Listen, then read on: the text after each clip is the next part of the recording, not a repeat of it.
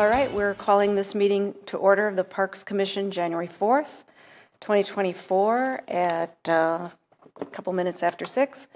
And we would like a motion to approve the minutes for December. I will motion. Okay, so Heidi, since Scott is doing the notes here, it's Heidi on the motion and Chris on the second. Any discussion? Thank you, Sue. No discussion? All right, those in favor of approving the minutes as written, say aye. Aye. Aye. Aye. Any opposed? All right, the minutes are approved. Public appearances for non-agenda items. Nothing, no person here for non-agenda items. So we'll be moving on to review and approve the agenda. Do we have a motion to approve the agenda? Motion to approve. Second? I'll second. So Sarah Schroeder is the motion and Sue is the second. Is there any comment about the agenda? Are we all right as is? Do we need to add anything? Those in favor of the agenda as written say aye. Aye. Aye. Any opposed? The agenda is approved. Action items, the Hartung Development Park naming proposal. We'll start with the motion to approve the names as submitted. Anybody? I'll move to approve. That's Chris. And a second? I'll second. And Sarah is seconding. Okay. So we'll start with, I have a citizen comment for 5A. That's Patrick Cheney, 5211 Kitty Crest Drive. In support. Go ahead. I don't suppose you can bring the map up, Scott? Well, okay, the page, all right, yeah. Either one, either the write-up from them or the map.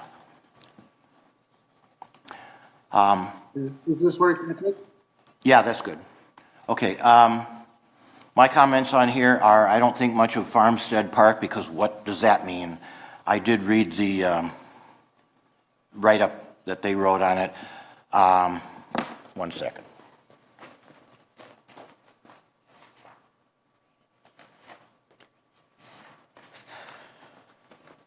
I only found 2 times that the word Blaney is mentioned at all in here, and that's because there's a Blaney Road in here. The no Hartung representative is here apparently. I'm wondering, do they even know that this was the Blaney Seed Corn Farm Park before it was Hartung? They're naming a park after themselves, Hartung Park. But Farmstead Park means nothing, and it says, let's see here, something about various farmers. Well, I don't know about various farmers, but Richard Blaney Sr., as I understand, and Richard Blaney then Jr., whom I knew, operated this as a seed corn plant before Hartung. So this seems to ignore that history, and Fitchburg likes to recognize its history. I have written down some suggested names on there. I think maybe the best one that I would suggest is Richard Blaney Farms Park. There's some precedent on that. We have McKee Farms Park, although we usually call it McKee. Same thing for McGaw Farm Park. We usually call it McGaw, but to have the full name in there and you can call it Blaney Park would be good. Some combination on that. Whether it's Blaney Seed Corn Farm Park or Blaney Park, that's kind of minimal. But something that recognizes the history there.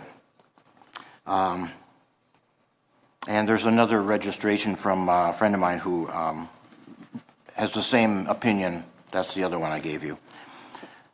Yes, Paul, and the last name? What's Sutphin, Paul Sutphin. Okay. Yeah, he and I discussed this. So I don't like Farmstead Park. I think some park in here should be named some version explaining the history, such as Richard Blaney Seed Corn Farm Park.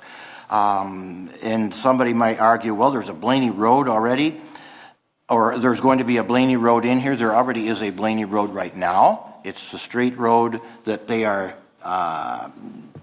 already discontinued it or something or other, delisted it, whatever, from the park, from the city, and then moving it because developers can't draw a straight line for a road. You know, they got to meander and wind it around and all this. That's just the existing road being relocated. So we're talking about the parks here. So that's my comments on better names. Okay, thank you. Scott, do you have some introduction for us? Well, it's just basically, similar to last month, the Park Commission was looking for some background, which they provided, and certainly, if the Park Commission, it seems to make good sense to have Blaney Road Park potentially. If the Park Commission would like me to, I could go back to Hartung and take that suggestion to them. And I think there would be time in order to do that. We're really not in a big rush, if you would. So, I think that would certainly be a viable option if the Park Commission would be interested in that. Okay, along those lines, Scott, I may have missed it in an email later in the day, but the question I had was how long was it the development in the Hartung family hands? Did they ever answer? And they did. They did. Let me Hartung. Let me look at the email. They did. The Hartung Brother Incorporated plant has been operating in Fitchburg for about 49 years, from what I understand. That was from Mr. Stevens. So that would be the sort of the combined operating length between the two families, Blaney and Hartung? No, I think it if I'm reading Patrick, the Blaneys might have been before the Hartung, potentially. Right, but has it been 49 years, you said, Scott? 49 years that it's been Hartung Brothers Incorporated has had their plant there. Right, okay. And it was the same type of operation. I don't... They've operated there for 14 years. Yeah. I don't have an objection to asking them about honoring the prior operators if it also fits in with a historical reference. They also, with the idea that they have the right to say no as well, but they could be asked. And Heidi, I see you would like to comment. And Katie? Yeah. Well, I think my comment or question is similar along the line of, are the Blaneys asking to have that section named after them? Are the Hartungs opposed to it? I mean, I guess I don't really know the history of, why. I mean, as Patrick pointed out, I mean, there is Blaney Road there. So I guess I wonder, would the Blaneys want the park name as well as the road? Hang on to Patrick. Just Katie had a comment as well, or question. Yeah, I guess my question is there any reason to ever name a park or a building after a family, after a person? Is there a reason to do that? I see farmstead, and that word has meaning for the agricultural use of the property area, not just this specific spot, but I guess kind of the surrounding area. If you're moving into, say it's 50 years from now, and you're moving into an apartment that's in one of the existing residential communities near here, farmstead would mean something to you. Blaney and Hartung wouldn't. And farmstead might lead you to think, hey, this used to be an agricultural area. So I guess I see that as a better long-term naming convention than just after a family that happened to have ownership of that property for a short period in its very long existence. Fair enough. Sarah? I do agree with Katie. There's a Blaney Road. The Blaney family's not here. I appreciate that the developers submitted definitions or justification on why they chose these names. I don't think farmstead is at all offensive. I completely agree with what Katie said, is that it's a nice word that can be kind of a historical reference that farms were once here. I would rather we just go with what the developers proposed. Yeah. One of the things from our last month's meeting and with the other park naming was the family was going to be putting a marker and explaining the history so that, as Katie's pointing out, years from now, when those names all of us have moved on or in one way or another, that explains the significance of the area, and that might be something that Hartungs may want to do, explaining the name of the park. At the Hartung Park, they could explain the name of their operation and mention why is Blaney Road called Blaney Road or something like that. That maybe Blaney's and Hartungs could discuss that. But, what I'm hearing here is that it's their land now, they're developing it, they don't have unreasonable names. They're not calling it Gyroscope Park for no reason, for example. So, any other comments? Patrick, you wanted to say one more thing about? My friend Paul, just before this meeting, talked with me and gave me his slip, and he said he talked to 3 people in the Blaney family who, as he said, it would be tickled pink to have a park named after them in this area. And there is precedent for naming parks after people, because there's Seymour Johnson Park in my neighborhood, who started the neighborhood, and there's Perry J. Shappy on the east side of Fitchburg. So they've been named after people before. Yeah. The point about whether people would recognize it, we have, McGaw Park, because it was owned by the McGaw family originally, and McKee Farms Park was originally named by owned by the McKee. So these things are named after the people who owned them before. So not an unreasonable request, and Blaney support this, as I understand. Well, we have a motion on the table to approve these as written. Let's just go from there. Those in favor of approving the names as submitted, say aye. Aye. Any opposed? Aye. And any opposed? So the motion passes. Thank you. So we are on to no discussion action items for agenda item 6. 7, for communications, Scott, you just take them through and people can ask as they have questions. Very good, very good. The first one before you is Southdale Park schematic design. As we continue to work on Southdale Park and its improvements, we felt that we needed to have a bit of a schematic design. We are looking, the city's looking to have a meeting within the first quarter of the year here with the Southdale neighborhood. So I thought it would be a good opportunity to present to the neighborhood some potential schematic design that the park could be. We do have some dollars allocated in our CIP for implementation of any park master plan that we would come up with. So that's kind of our thought process with that one. I have a question, 2 questions. Sure. Was this the only proposal? How did it come to This be? was the only. Was it put out to bid? Was there a bidding process? It was not put out. There was not. With the work that we've done with EOR before in the past, we felt that this is really just some pictures, schematic design.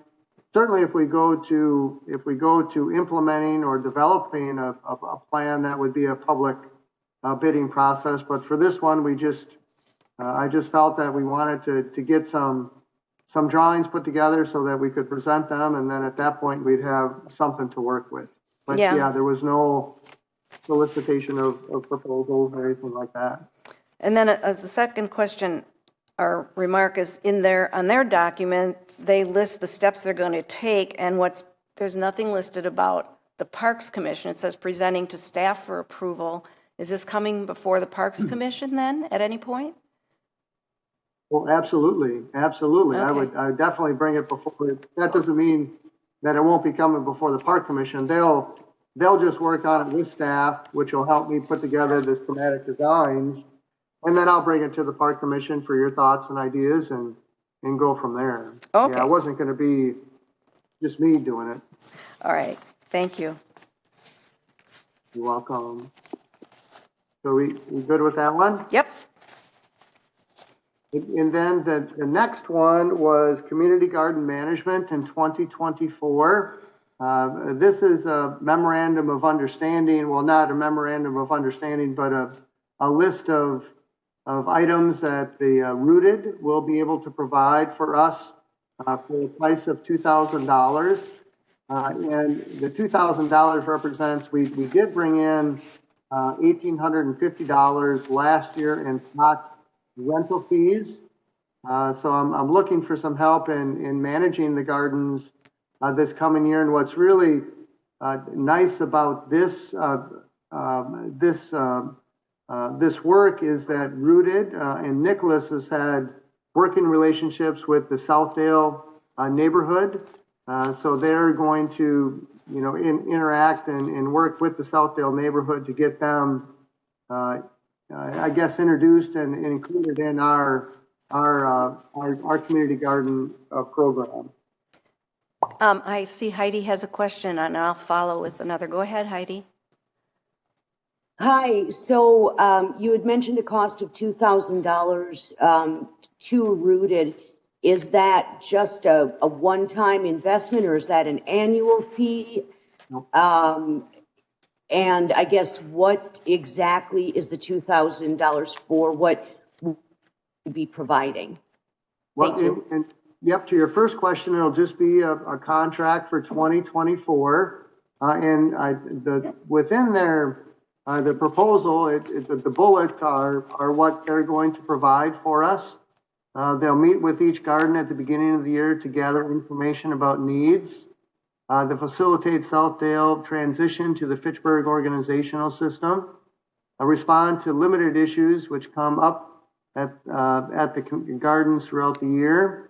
They'll invite Fitchburg garden organizers to join monthly garden organization meetings. And then they'll have a closeout meeting in the fall, which is typically what we would do.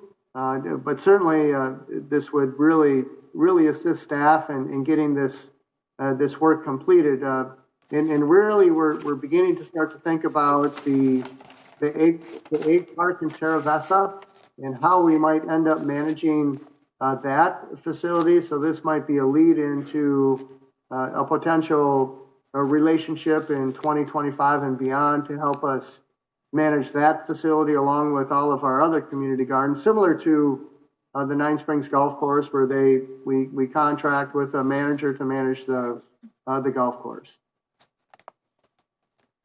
Okay. Well, and I'm sorry, just one more quick Sure, go thing. ahead. This is, I like this idea on face value.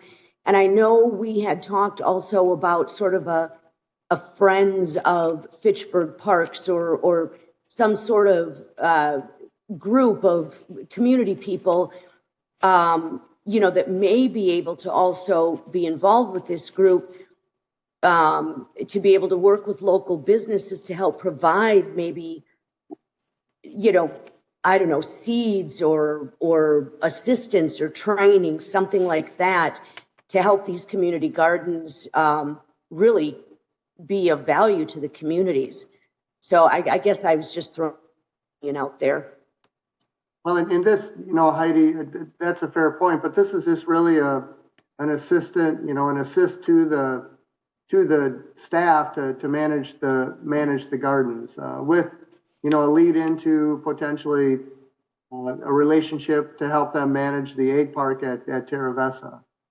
So this is just, kind of a strategy to try to relieve some pressure from staff to do these things, along with, getting a professional group, people that are involved in in that kind of an operation to be involved. And like I mentioned before, the key thing to me is to engage with the Southdale neighborhood and the Southdale Park Gardens.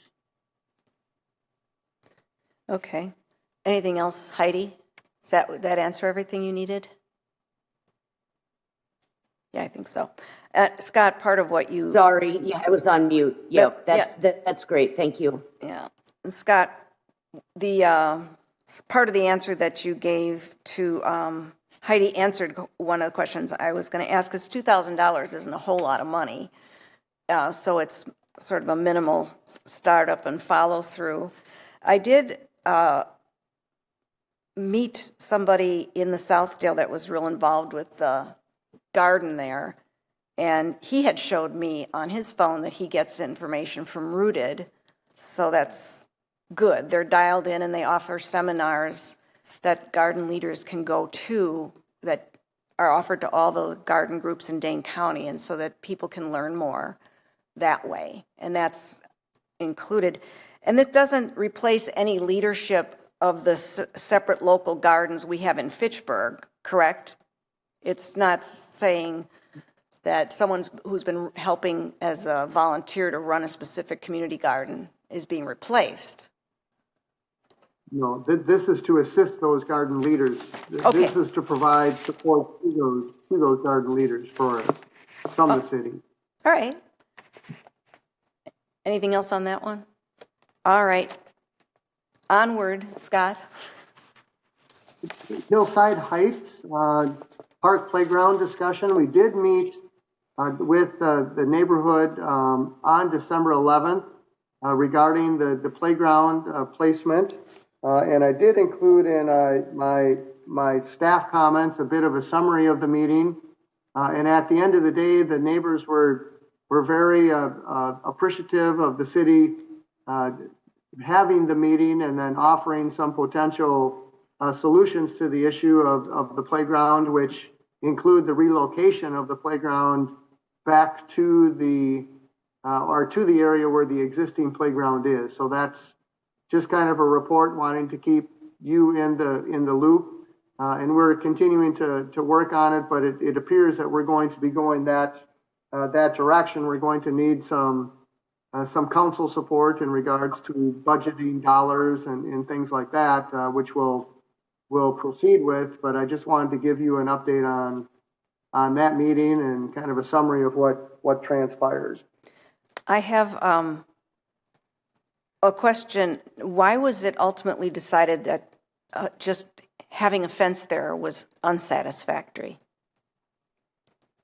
Well, and I think that if you recall, Sue, you were there, and we had that question was asked, and the response was that the long-term maintenance of a fence, replacement of a fence, and those kinds of things would be a long-term kind of drain on resources. Certainly, the relocation of a playground is going to be more costly than the installation of a fence, short term, but in the long term, it was going to be more cost effective to relocate the playground near the area of the existing playground. Okay, and then I have a question that Katie might be able to answer. At that meeting, where you see the purple or the blue options for relocating, currently that dense brush is interfering with air circulation, and the existing playground equipment, which will be removed, the plastics were getting mold absorbed in them. My question is, I hope that newer playground equipment has mold retardant in some of the plastics. Do you think you don't know? I don't know the absolute answer to that, and it may also vary by playground manufacturer. Sure. So, no, I don't know the answer to that, unfortunately. Okay. Because one of the things, Scott, that at the meeting they talked about clearing out the buckthorn and honeysuckle so there's better air circulation so that you don't have the mold build up on there. So go ahead. And the park commission committed to, annually, if we need to go in there and pressure wash the equipment to make sure that there's no mold on it. Yeah, yeah. Well, hopefully, and it's a totally different design, so that the types of plastics might be completely different too. All right, those were my questions. And now for 7D, we have a citizen comment. If you want to come on up, Patrick Cheney of 5211 Kitty Crest. Sue, if I marked support on my slip, would you change it to opposition? This is one of these projects where the Park Commission hears about it after the fact, and I have objected to this before.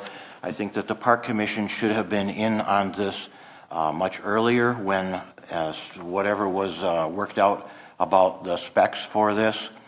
There's no diagram in the packet about showing even the 4 courts and the lighting. I know there's a description, but that's pretty minimal. Maybe there was more in the contractor bidder thing on that online, whatever it is thing.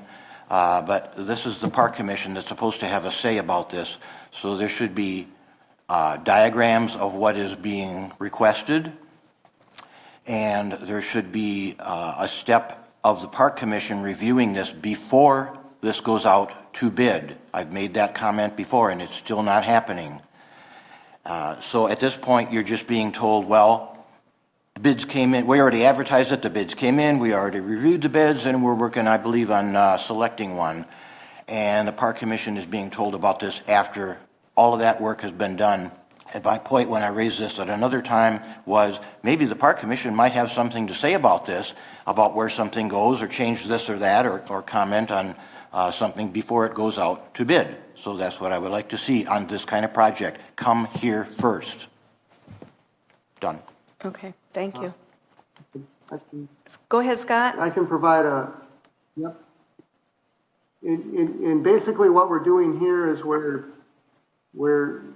soliciting professional services and groups to provide the documents that Patrick is referring to. This is the startup to hire a firm to help us with those drawings and those details of where the lights might go, where the park, where the pickleball courts are going to go. And certainly once those are developed, those will come before the Park Commission to get finalized before it does go out to bid for construction. Okay, and there's no surprise that 4 more courts are being added because that's been in the works for a while. And the lights, yep, that's in the CIP. So this is the first step to hire a firm to help us put together the documents that Patrick is referring to that can be reviewed by staff and the Park Commission and everybody else before it goes out to bid. It was vague about the lights. Any comments from board, the commission? No? Okay. Go ahead, Scott.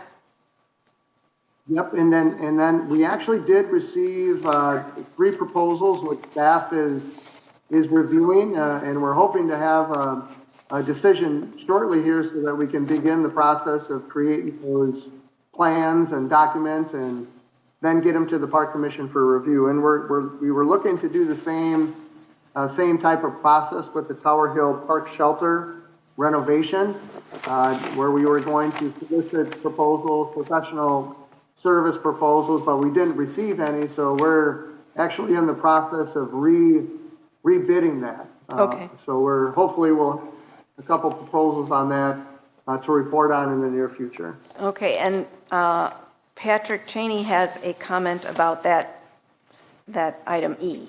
Tower Hill. Tower Hill. Yeah, pretty much everything that I just said, although this one apparently is to ask, you can tell me if this is accurate, Scott, ask contractors to bid on doing the work.